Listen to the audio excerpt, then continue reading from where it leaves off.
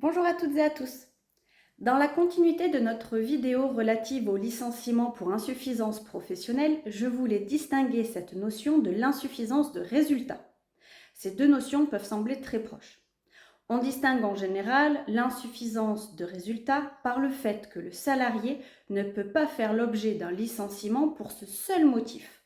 L'employeur doit aussi prouver que le salarié n'a pas atteint ses objectifs de résultat parce qu'il a commis une faute ou parce qu'il est inapte.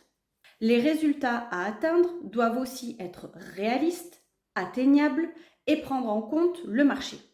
Le salarié doit aussi disposer de tous les moyens et des conditions de travail pour les atteindre. L'insuffisance professionnelle, elle, est un motif spécifique de licenciement et elle n'est jamais fautive. En effet, par définition, seul un comportement volontaire du salarié est susceptible d'être qualifié de faute. L'insuffisance professionnelle résulte, elle, d'un comportement dit involontaire du salarié. Par conséquent, elle ne peut justifier un licenciement disciplinaire. Toutefois, l'employeur est en droit de reprocher au salarié à la fois son insuffisance professionnelle et un ou des motifs disciplinaires en plus.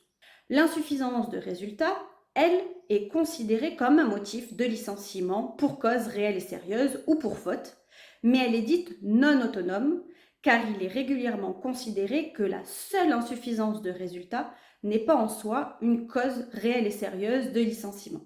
En effet, la cause réelle et sérieuse de licenciement ne serait constituée que si l'employeur démontre que cette insuffisance de résultat est liée au comportement du salarié ou qu'il y a eu faute ou carence de sa part. L'insuffisance de résultat agit comme un révélateur d'un autre motif de licenciement. L'employeur devra donc démontrer que la non-réalisation des objectifs est due par exemple à une activité insuffisante ou à des négligences du salarié.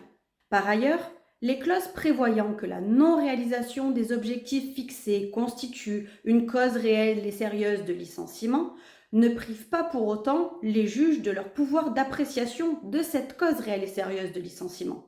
Ils contrôleront le caractère réalisable ou non de l'objectif prévu, celui-ci devant être nécessairement raisonnable et compatible avec le marché. De plus, la non-atteinte des objectifs devra pouvoir être imputable directement au salarié.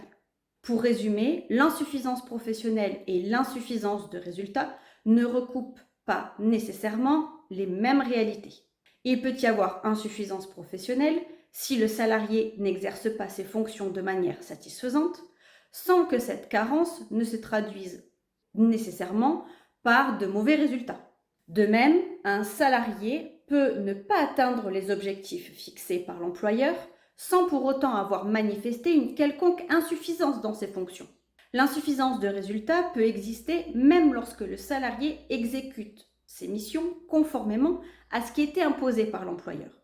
Si vous êtes dans ce cas de figure ou si vous rencontrez cette situation en entreprise, si vous avez des questions complémentaires sur le sujet, n'hésitez pas à contacter nos experts.